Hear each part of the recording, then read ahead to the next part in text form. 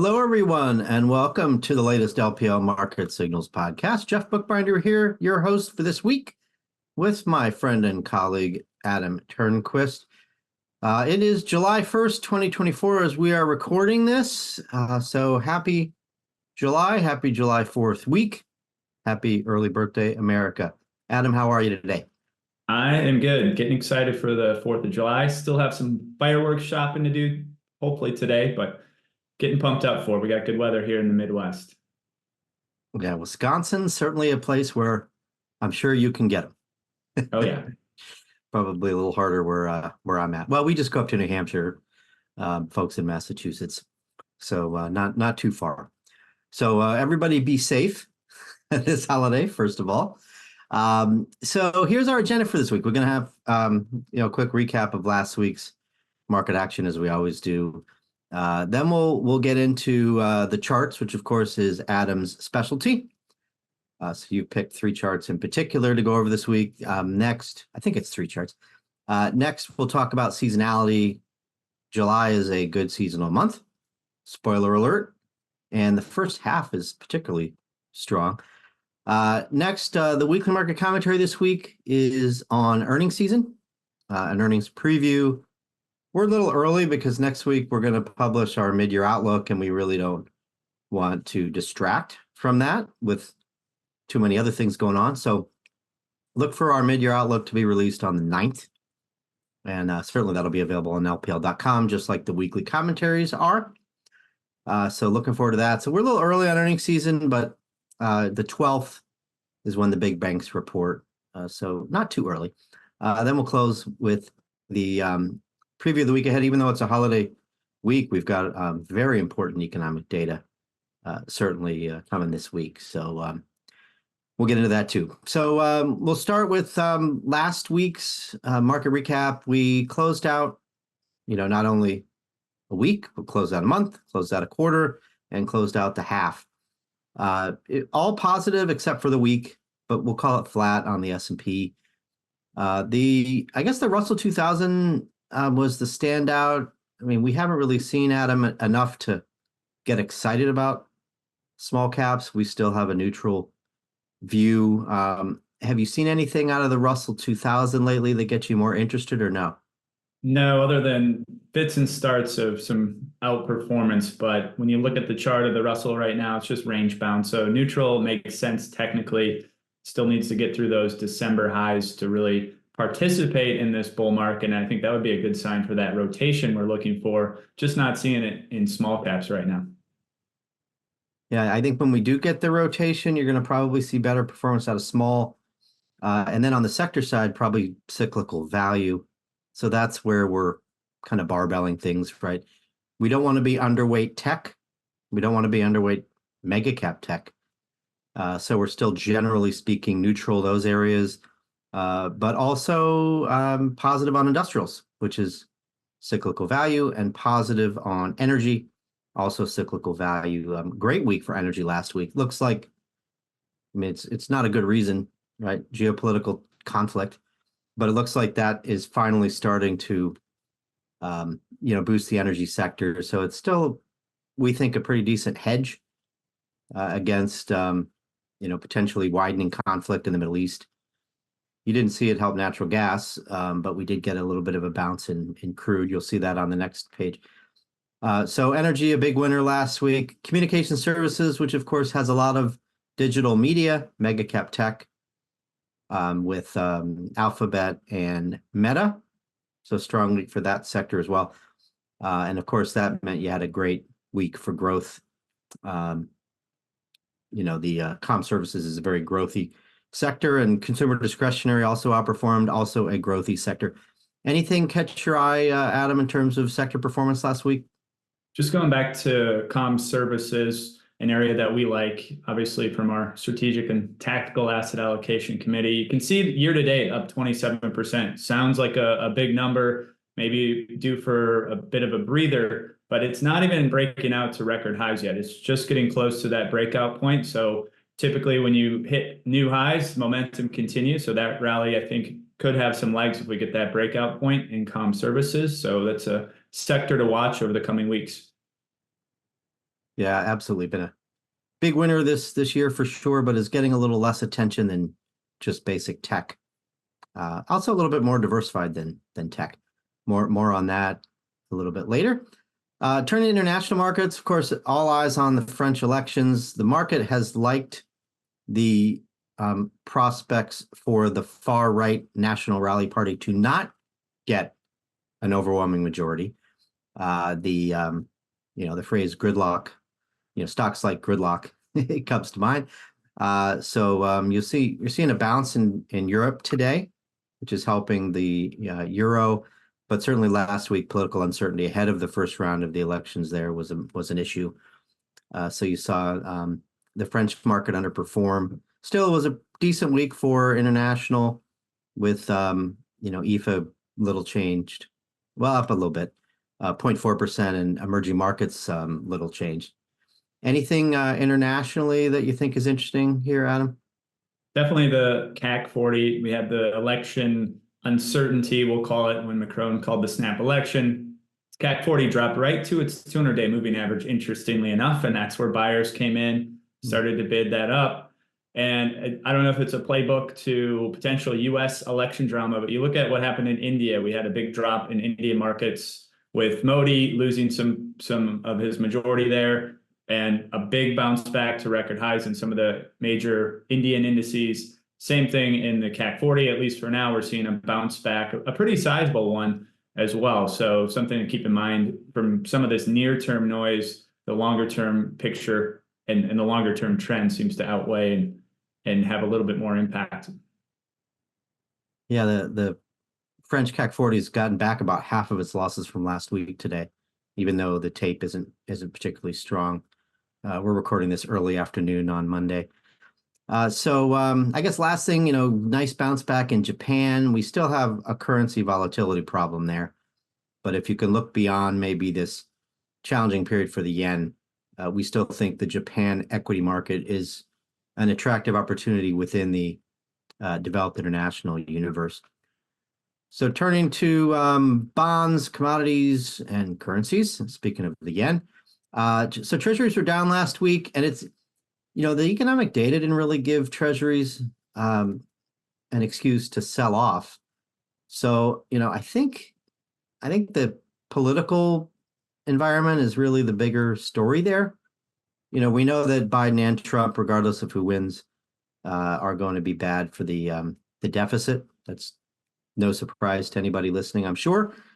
But now that the market is starting to price in a higher probability of Trump winning after Biden's poor debate showing, I think you're seeing a realization that this, the tariffs and the extra spending potentially under Trump from tax cuts being extended, could weigh on the bond market, treasury supply, and all of that. So, unless you have a better idea, Adam, I'm going to attribute the recent bond market weakness to the politics. I think you got it spot on. I was looking for answers last week when we had a big jump in yields on Friday, even after that PCE report, some follow through today. And I think you nailed it in terms of the rationale. It did shed some light on the deficit and the problem the US government has. I think that debate reopened that, call it a can of worms, I guess, that continues to get kicked down the road. Yeah, absolutely. So, 4.5 is an important area psychologically on the 10-year yield. We're pretty close to that right now. So, at some point, higher yields will start to weigh on the stock market. Maybe that's starting today. We'll see. That is certainly something to watch this week, even though, a lot of folks are going to be checking out early for vacations. I guess, the yen, I'll say it again. This is just a period of extreme volatility. The market may like stable or gradual declines in the yen, but not sharp declines, right? And so really what we've been getting is sharp declines. I mean, it's, down 12% year to date, down almost 6% 3 months. That's a pretty big move considering they already spent 60 something billion US dollars intervening in the currency markets, buying yen. It hasn't really helped. We're back to the levels on the yen at 161 where they intervened before. So that one talk about that more in a bit when we show you the chart, but the yen has been a real trouble spot. So the big economic data point last week was the core PCE. So I put Jeff Roach's inflation heat map in here just to show you this, pretty positive trend. Of course, in March, or really the first quarter, we had a little bit of a reacceleration in inflation. And now if you look at the last 3 months, that trend has improved clearly. We got, 2.6, which is what the market was looking for on the core PCE deflator, which is actually the same number as the headline, which was also right around 2.6. So, we're getting pretty close to the point where you would have to think that the Fed would be comfortable being neutral or very close to neutral, and that means we're probably going to get a cut in September. But if we don't, then it could come right after the election. Anything to add there, Adam? No, I think, when we look at the trends here, you can see clearly moving in the right direction, just a little bit slower than I think most expected. And I think it's interesting too, when you factor out the shelter component, which is a big one in CPI, you can see that core CPI ex housing now below 2%. So the Fed obviously welcoming that. We'll get some more labor market data this week, and I know we'll talk about that shortly. That's going to be another big factor, I think, in how the Fed's thinking about interest rate cuts as well. Yeah, the Fed cares about the recent trend, not so much the cumulative impact of inflation since the pandemic began. And inflation is still, of course, hurting lower income folks, and it's creeping up into the middle income. But if the Fed looks at the recent trend and makes the assumption, like we do, that home prices are going to come, or home price inflation is going to come down, rent inflation is going to come down. We've already seen plenty of evidence of that. Then they're going to be essentially backed into a cut, right? It's going to be really hard to defend such a restrictive stance. We can debate how restrictive it is, but it is restrictive for sure. So let's get into your charts, Adam. This is the fun part where you tell us where the market's going. I mean, we have S&P 500 and we have yields in here. Those might be the most important charts right now, at least in the near term, other than maybe another chart I know you have in here, which is semis. Yeah, I think those are going to be the charts to watch here. And you can see up and to the right has been the path, continuing to climb higher in record high territory for the S&P 500. We've had 31 record highs this year, I think 7 alone in June. So even though we've talked about narrow leadership, the markets continue to climb higher. In terms of the big question, okay, how high can this rally go? You can use technical analysis to at least get an idea of where this market could go. And when you take the March highs to the April lows and that you measure that move and apply it to the breakout to record highs back in May, that gets you to a minimum upside price objective around 55.70. Now, this is not science, but it gives you at least an estimate of where this rally could go. The problem, though, that we see technically for the market is just the narrow breadth, and it's hard to ignore because when you look at, for example, last month, you had 18 days with more 4-week lows than 4-week highs. Even on the record high days, of those 7, 4 days actually had more lows than highs. So it just continues to raise the question of sustainability for this rally. We haven't had on a longer term breadth metrics expand at all in this rally. So I think when you take how overbought the market is and just the low volume that we've seen on some of these rallies, and also just the diverging breadth, it does raise the odds for a potential pullback here this summer. In terms of downside, I think you could use as a worst case scenario, potentially the April lows, right around, call it 49.50. That would be, call it a correction, 10% around off the high. So nothing out of the ordinary, especially for a bull market. We haven't had much volatility, and we'll talk about seasonality for volatility and why we could see that expand. But I think instead of chasing this rally, the tactical call here is to wait for a dip back to support. Yeah, that's the LPL research call here. It's wait for a dip, don't chase.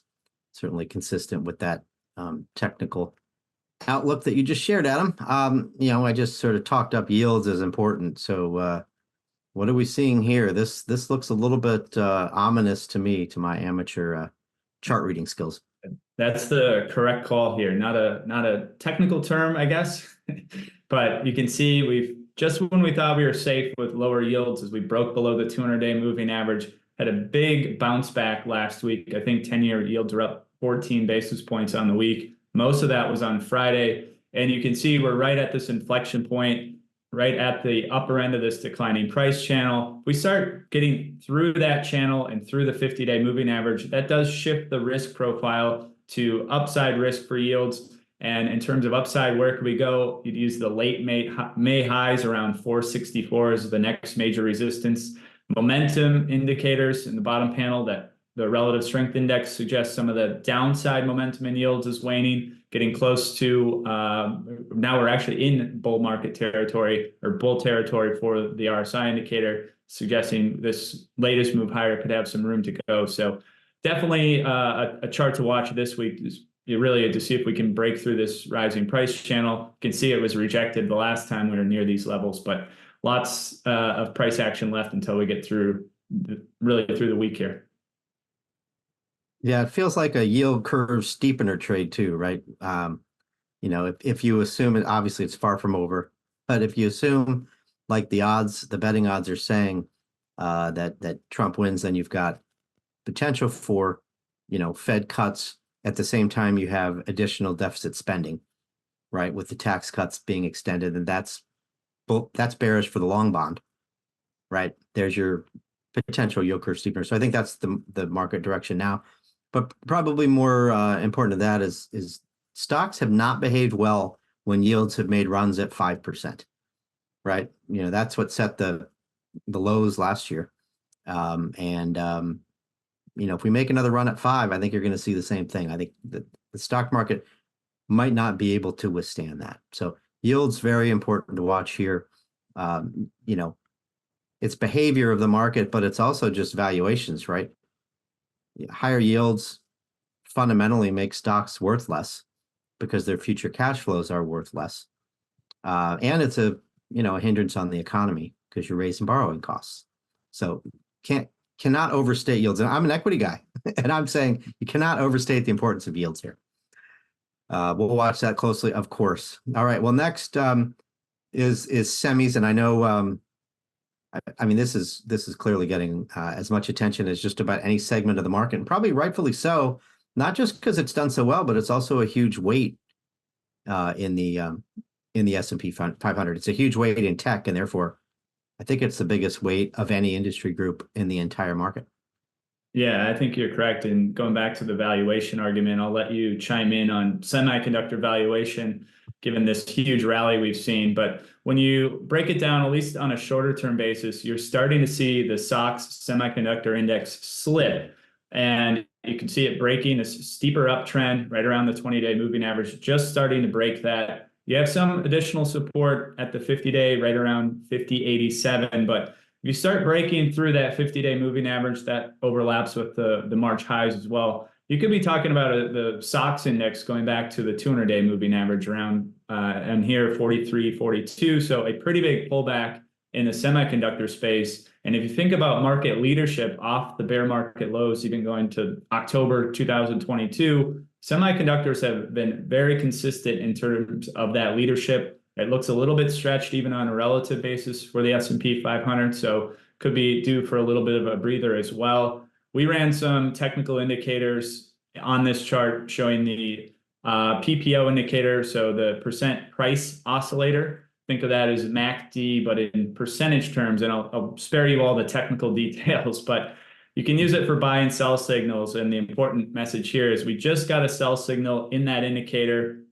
And when you're this overbought, I pay more attention to sell signals and uptrends. And to quantify how overbought or extended the SOX index, we included the price premium to the 200-day moving average in the bottom panel. And that's that blue line that gyrates around. And when it get to a 2 standard deviation move, so as we recently did, we were at a 35% premium to the 200-day moving average that marked it over a 2 standard deviation move. You can see those red bars. When you combine that with a momentum sell signal, you often get a pretty sizable pullback. So at least precedence here says we could be due for a decent pullback here in the semiconductor space. And I think if you extrapolate that out to the S&P 500, that lines up with our call more or less for, at minimum, a pause in the rally here that we're seeing in the S&P.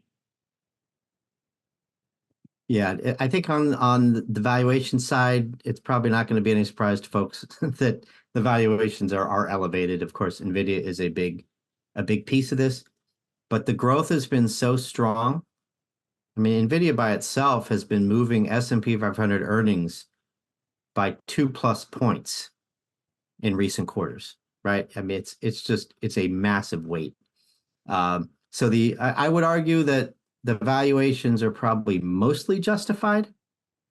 I would argue that the tech sector as a whole probably deserves to trade at a 40% plus premium to the S&P 500, given the near-term growth outlook, or even intermediate-term growth outlook. I would say that probably say the same for chips, although I think their valuations maybe are even a little bit hotter, we'll say, than the broad tech sector. Because, of course, within tech, you've got some cheaper legacy tech segments that bring the overall sector valuations down. So we're still neutral on tech despite elevated valuations. And, primary reason we're not underweight is, well, there's 2 reasons, really. The fundamentals are just very strong. And then you have pretty good technical momentum at the sector level. Not talking about just industries, but sector as a whole. So I guess we'll ride it until the technicals tell us to sell it. I think that's the story. So thanks for that, Adam. Let's keep moving.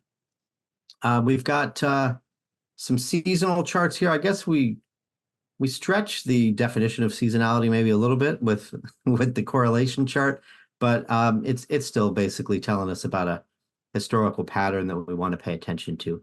So what do we have here?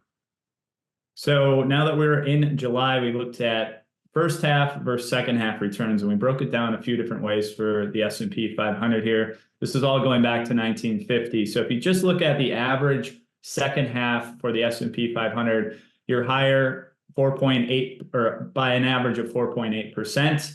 And you're also higher 72% of the time. So pretty good stats going into the second half over that 6-month stretch.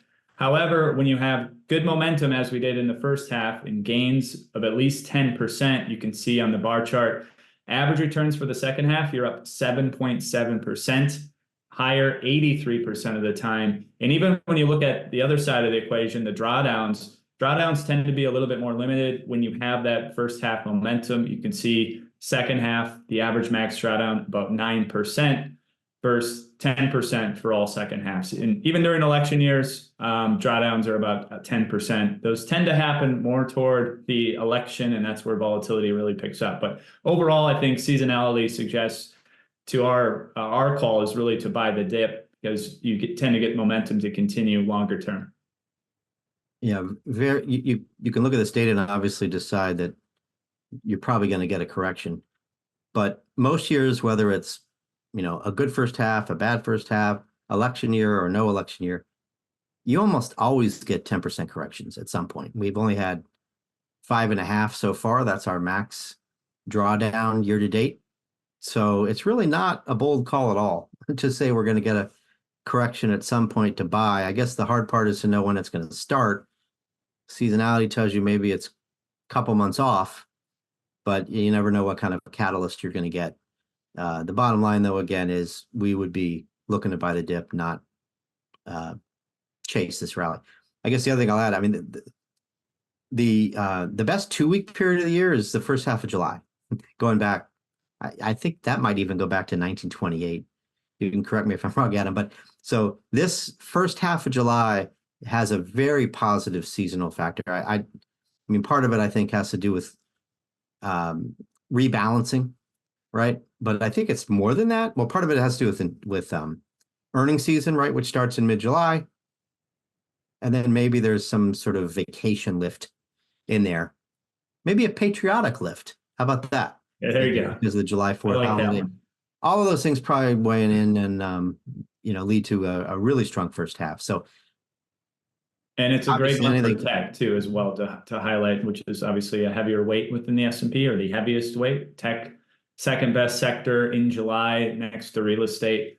Discount real estate a little bit because the comparisons are tough. The data only goes back to early 2000s versus tech, 1990, at least by Bloomberg data standards. Yeah, and that sector's undergone probably more change than any, with some of these tech companies being classified as REITs now and they weren't before. So yeah, real estate is it's tough to draw historical comparisons there, but certainly the good seasonals for tech, another reason to stick with tech, even though it's expensive. So I guess this is seasonal in a sense that it's telling us that this low volatility might be due to reverse. Is that the right way to read this VIX chart? Yeah, in terms of your question on timing, when a pullback or some volatility could come into the market, we're getting close to that period, at least when we look at the VIX, which is the 30-day implied volatility for the S&P 500. The bright blue is the current VIX progression throughout the year. You compare that to the dark blue, that's the average progression for the VIX going back to its inception in the early 90s. And you can see the low for the VIX is often found in the beginning or mid part of July.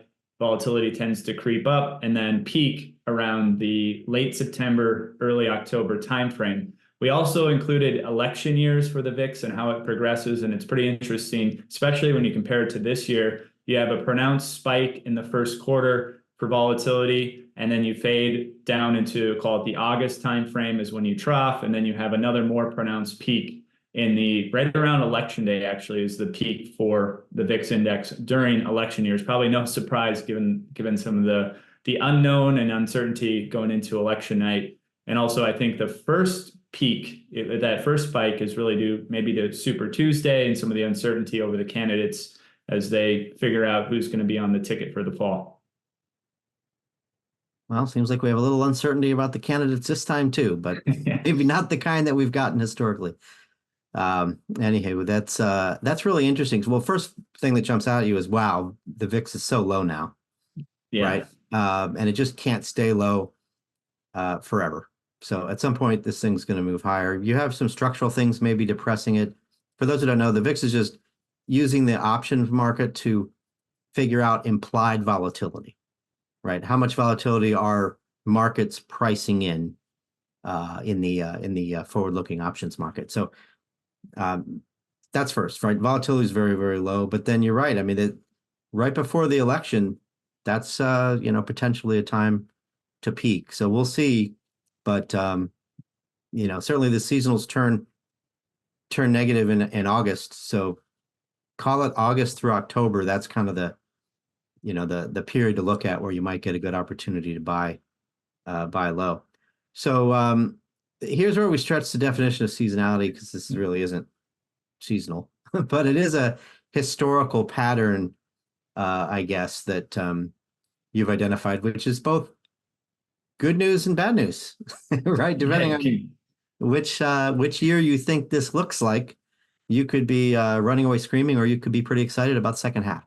Yeah, you can pick your own path here for the S&P 500. We ran, we'll call it quantified seasonality, I guess, if you will. Bit of a stretch. But how we ran this data, we looked at the progression of the first half for 2024. We compared all of those trading days to every single year to 1950 to come up with what years closest resemble this year, at least on the first half. And interestingly enough, 1995 is there. That was a year that included several record highs, extremely low volatility, the dawn of the internet, we'll call it. I don't know if the dawn is the start of the internet, or at least when it was becoming more and more popular.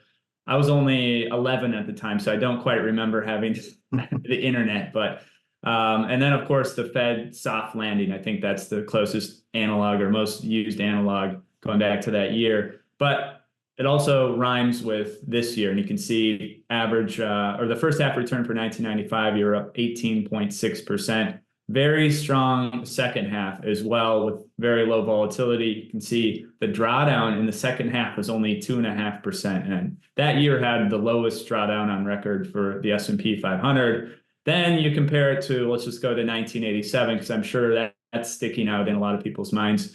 And Black Monday in October, you can see a very strong first half. The market was overbought. There was, at that time, stagflation fears in the market. That triggered a massive sell-off into the second half, really more pronounced in a few trading days. And you can see a little different path for the S&P 500, down 33.5% during the second half there. So I think when you look at analogs, the economy, I think I'll lean a little bit more toward 1995, but you can certainly make the case of 1987 and stagflation a little bit with some of the slowing economic growth. I don't know if I go that far at this point, but we'll leave that to the economists, I guess. Yeah, I haven't seen anybody make a compelling case that we have some of the same risks as we did in 87.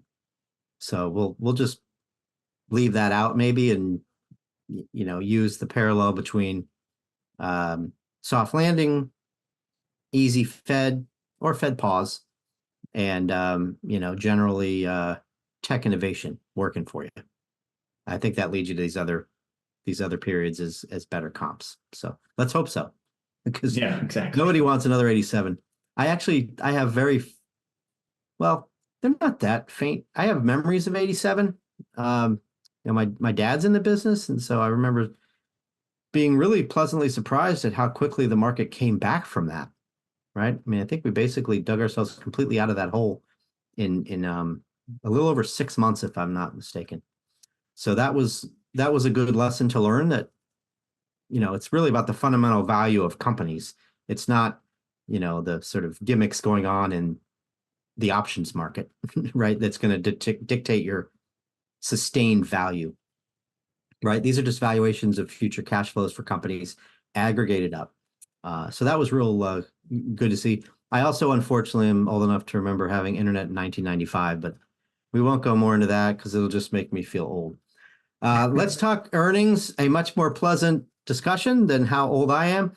I am double digits in age, and I also think we are going to get double-digit earnings growth this quarter, because the consensus is right around 9. Actually, we priced this, I guess, Thursday, and I think this has come down just a smidge since then. But Q2 consensus plus, we'll call it +9. Remember, the average upside in any quarter is right around 3%, 3 to 4%. But over the last few years, we've been running higher than that. So there's a number of reasons for that. People have underestimated the resilience of the economy, of course. That's been a big one. And I think the power of the AI profitability, the amount of capital expenditures that we've gotten from these big tech companies doing AI build-outs, I think has just caught a lot of people off guard. We're onto it now, right? But certainly, you didn't see analysts anywhere near predicting the earnings growth we would get from that dynamic if you go back a year or two. So it's just been a consistent environment of beating expectations. This will be no different. If you wanted to make a bear case for earnings, I think, currency, you could argue, is going to clip a point. So that's, maybe could constrain upside.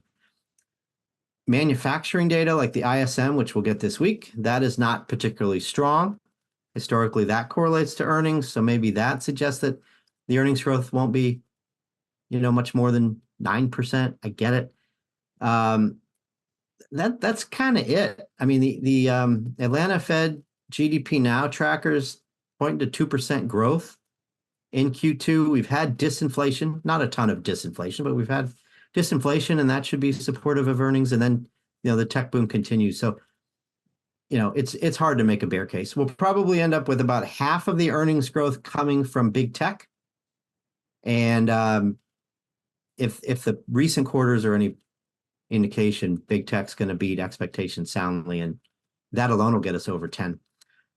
So the logical question to ask is this going to help stocks? And if we went back and looked at how the S&P 500 has done during the first half of quarters versus the second half of quarters.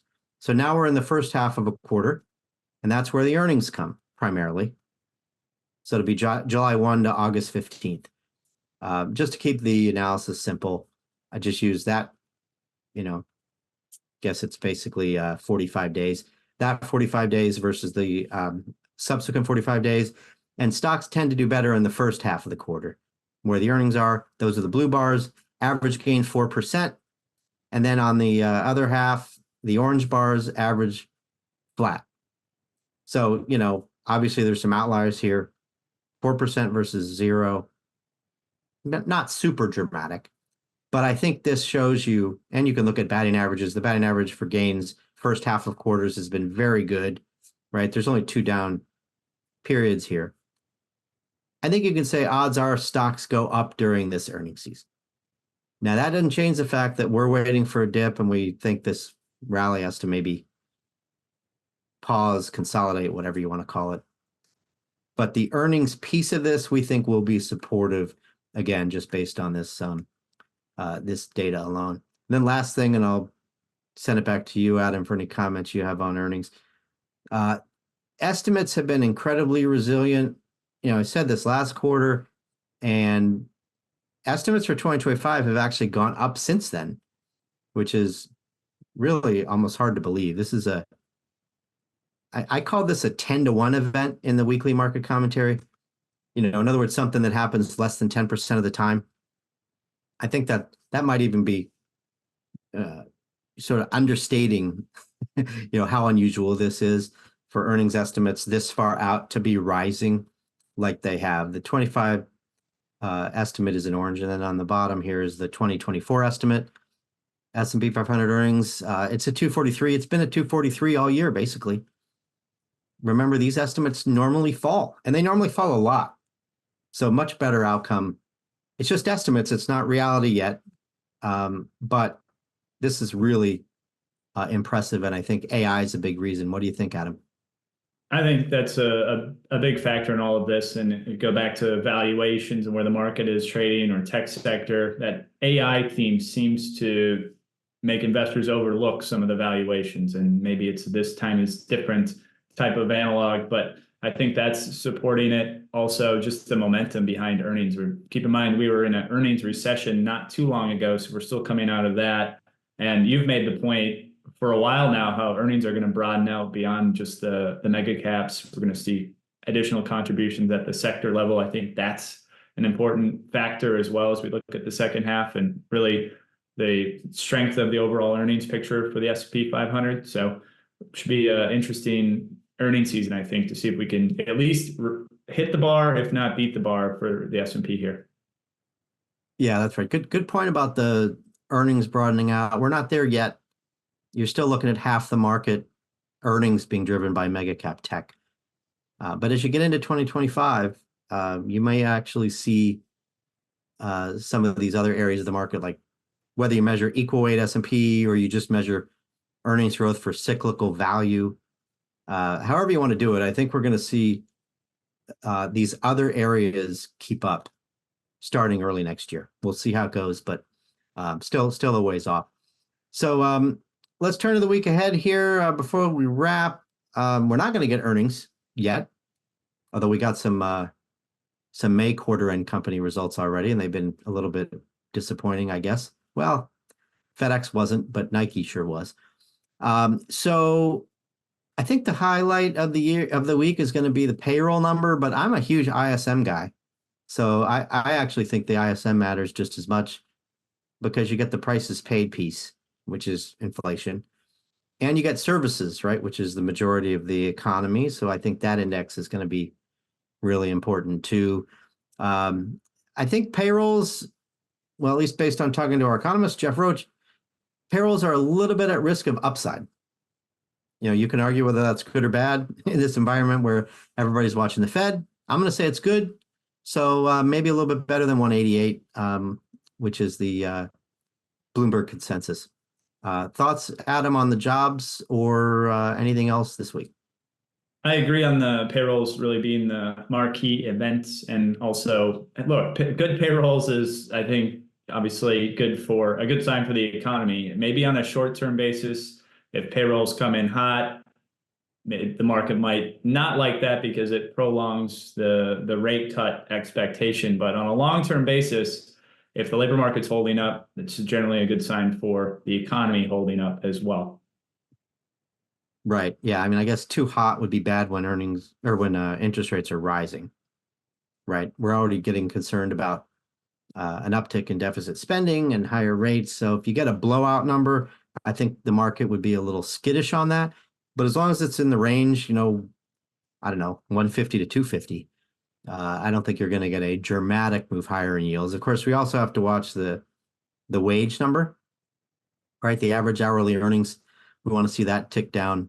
3.9% is consensus. That's actually fine. That kind of wage number is not inconsistent with overall inflation in the two even kind of range.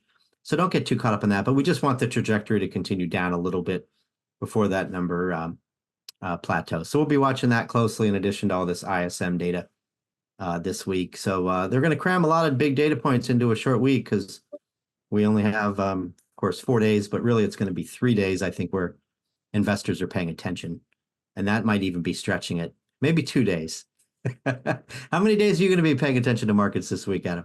All week long. So we'll be looking at all of this data. Of course, Friday morning is going to be a big one. So we'll be up and ready to go. I'm not going anywhere either, so I'll be paying close attention throughout the week. Even wore my red, white, and blue shirt here today too. You might not be able to see it on the Zoom very well, but certainly happy birthday, America. And again, everybody have a wonderful holiday, safe holiday for those of you who are shooting off fireworks. And stay cool if you're in one of these hot zones. I got the backyard pool set up. We got an above ground pool ready to go. I'm probably 2 weeks later than I should have been, but that mid-June heat wave, I just didn't see that coming. And it does. The backyard pool we have is pretty big, so it takes a while to set up. So anyway, any final words, Adam, before we wrap? No, just happy 4th of July. Have a safe and a great 4th. Thanks for having me on. Happy birthday, America. We'll see y'all next week where we will walk through our mid-year outlook 2024. Looking forward to bringing that to all of you here in only about a week. So looking forward to that. Take care, everybody. Thanks for joining, and we'll see you next week for another edition of LPL Market Signals.